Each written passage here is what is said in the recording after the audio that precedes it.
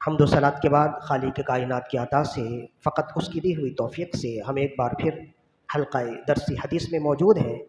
قبل اس کے کہ گفتگو کا آغاز کیا جائے، ایک مرتبہ بلند آواز سے اپنے آقا و مولا صلی اللہ علیہ وآلہ وسلم کی بارگاہ میں درود و سلام کے نذرانے پیش کیجیے۔ اللہم صلی علی سیدنا و مولانا محمد طب القلوب و دوائہا و عافیت الابدان و شفائہا و نور الابصار و ضیائہا وروح الارواح وغذائها وعلى آلہ واصحابہ وبارک وسلم۔ ہماری زندگی میں مختلف مراحل ہوتے ہیں اور مختلف پیچیدگیاں یا مسائل اچانک سامنے آ جاتے ہیں۔ عقل مند انسان وہ ہوتا ہے جو اکثر پیش آمدہ مسائل میں پہلے سے ہی آگاہی رکھے یا معلومات رکھے۔ انہی مسائل میں سے ایک مسئلہ ہمارے ہاں دارالافتاء احکام شریعت میں آیا تو ہمارے ہاں ایک مسئلہ ہوتا ہے کہ مثال کے طور پر شوہر کا انتقال ہو گیا تو کیا بیوی اپنے شوہر کو غسل دے سکتی ہے، چھو سکتی ہے، دیکھ سکتی ہے، کفنا سکتی ہے یا ضرورت پڑنے پر قبر میں اتار سکتی ہے؟ یہ مسئلہ ہے۔ اور اسی کے ساتھ دوسرا مسئلہ بھی ہے، اگر بیوی کا انتقال ہو گیا تو کیا شوہر بیوی کو غسل دے سکتا ہے، چھو سکتا ہے، دیکھ سکتا ہے، کفنا سکتا ہے، قبر میں اتار سکتا ہے، اس کی کھاٹ کو کاندھا دے سکتا ہے؟ یہ سارے مسائل، یعنی کہ ایک مسئلے کے اندر دو مسئلہ ہے، تو اس مسئلے کو ہم نے الگ الگ تحریر کر دیا ہے۔ اگر سمجھ نہ آئے تو میں نے اپنے اسٹیٹس پہ بھی لگا دیا، میرے گروپ میں جتنے تھے سب کو شیئر کر دیا، اپنے فیس بک کے آفیشیل پیج میں بھی شیئر کر دیا۔ لیکن یہ ایسے مسائل ہیں، یاد رکھیے اور اس تحریر کو سنبھال کے رکھیے۔ تو اس حوالے سے دو ٹوک جواب یہ ہے کہ اگر شوہر کا انتقال ہو جائے تو بیوی اسے غسل بھی دے سکتی ہے، کفنا بھی سکتی ہے، دفنا بھی سکتی ہے، اور ضرورت پڑے تو اس کے کھات کو کاندھا بھی دے سکتی ہے، ضرورت پڑنے پر قبر پہ بھی اتار سکتی ہے۔ اب اس مسئلے کی نوعیت کیا ہے؟ مسئلے کی نوعیت یہ ہے کہ شوہر کے مرنے کے بعد بیوی تو بیوہ ہو گئی نا، تو بیوہ عورت کی عدت کتنی ہوتی ہے؟ 4 مہینے 10 دن۔ تو شوہر کے انتقال کے بعد جو بیوی 4 مہینے 10 دن بیٹھتی ہے نا، یہ اس بات کی دلیل ہے کہ شوہر کے مرنے کے بعد بھی اس کا تعلق اور اس کا نکاح شوہر سے 4 مہینے 10 دن تک باقی ہوتا ہے۔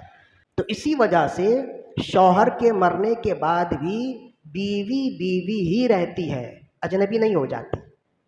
اسے اور آسان کر لیجیے، شوہر کے مرنے کے بعد کا بھی معاملہ ایسا ہی ہے، یا کسی عورت کو طلاق دے دیں تو طلاق کی عدت 3 ماہواری ہے، 3 حیض ہے۔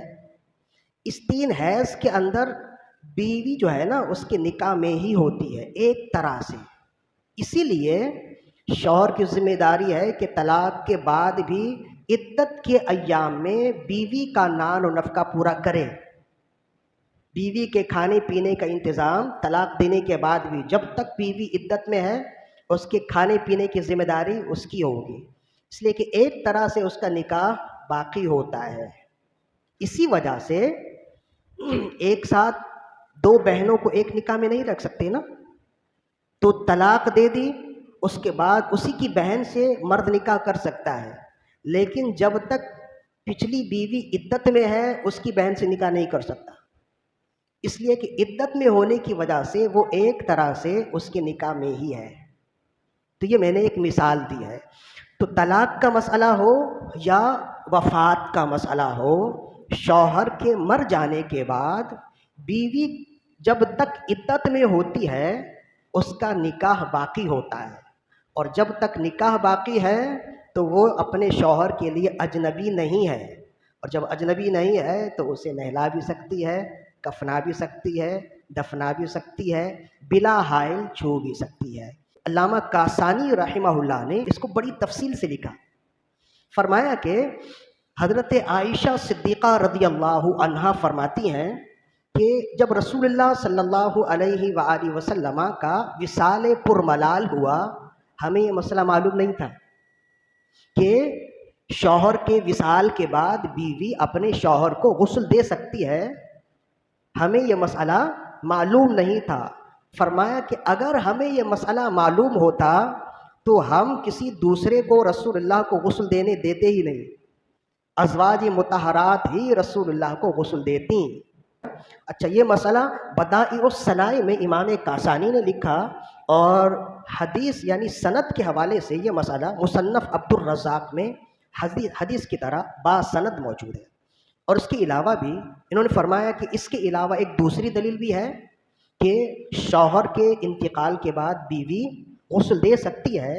اس کی دوسری دلیل یہ ہے کہ حضرت ابو بکر صدیق رضی اللہ عنہ نے وقت وصال اپنی اہلیہ حضرت اسماء بنت امیس رضی اللہ عنہا کو یہ وصیت کی تھی کہ جب میرا وصال ہو جائے تو آپ مجھے غسل دیں۔ تو یہ حدیث بھی مصنف عبد الرزاق میں باسند ہے، اور اس حدیث سے بھی واضح ہوتا ہے کہ شوہر کے انتقال کے بعد بیوی اپنے شوہر کو غسل دے سکتی ہے۔ دو دلیل ہو گئی اس کی، ایک تو حضرت عائشہ صدیقہ رضی اللہ عنہا والی دلیل ہے، اور دوسری حضرت ابو بکر صدیق رضی اللہ عنہ کی وصیت والی دلیل۔ تیسری دلیل امام کاسانی خود ہی فرماتے ہیں کہ تیسری دلیل یہ ہے کہ، اور اسے بھی امام عبد الرزاق نے باسند روایت کیا، ایک صحابی رسول ہیں حضرت ابو موسیٰ الاشعری رضی اللہ عنہ، کہتے ہیں کہ حضرت ابو موسیٰ الاشعری رضی اللہ عنہ نے بھی وقت وصال اپنی اہلیہ اپنی بیوی کو وصیت کی کہ میرے وصال کے بعد تم مجھے غسل دینا۔ تو کہتے ہیں کہ حضرت عائشہ صدیقہ رضی اللہ عنہا کا فرمان، حضرت ابو بکر صدیق رضی اللہ عنہ کا اپنی بیوی کو وصیت کرنا غسل دینے کے لیے، حضرت ابو موسیٰ الاشعری رضی اللہ عنہ کا اپنی بیوی کو غسل دینے کے لیے وصیت کرنا، یہ ساری روایات دلیل ہیں اس بات کی کہ شوہر کے انتقال کے بعد بیوی اپنے شوہر کو غسل دے سکتی ہے۔ اور اس کی اصل کیا ہے؟ اصل یہ ہے کہ بیوی شوہر کے انتقال کے بعد اجنبی نہیں ہو جاتی، وہ بیوی ہی رہتی ہے، جس کی چند مثالیں میں آپ کو دے چکا ہوں۔ آخر میں اعلیٰ حضرت رحمہ اللہ سے جب اس کا سوال کیا گیا تو آپ نے فرمایا، زوجہ کو جب تک عدت میں رہے شوہر مردہ کا بدن چھونا بلکہ اسے غسل دینا بھی جائز رہتا ہے۔ فتاوی رضویہ جلد نمبر 9 صفحہ نمبر 138۔ تو یہ ایک مسئلہ ہوا جو ہم نے آج بیان کر دیا۔ ارادہ تھا کہ دوسرا مسئلہ بھی بیان کیا جائے، وہ مسئلہ انشاءاللہ ہم اگلی نشست میں بیان کریں گے۔ خلاصہ کلام یہ ہے کہ شوہر کے انتقال کے بعد عام طور پر ہوتا یہ ہے کہ مرد کو مرد ہی غسل دیں، اور یہ بہتر بھی ہے کہ مرد کو مرد غسل دیں، عورت کو عورت غسل دیں، اور محرم ہوں، اور زیادہ بہتر یہ ہے کہ قریبی ہوں، تو بہت بہتر ہے۔ اور بہت بہتر ہے کہ کوئی عالم ہو، کوئی آل رسول ہو، بہت بہتر ہے۔ لیکن اگر ایسا ہو کہ شوہر کو بیوی غسل دے تو یہ جائز ہے یا ناجائز؟ تو یہ جائز ہے۔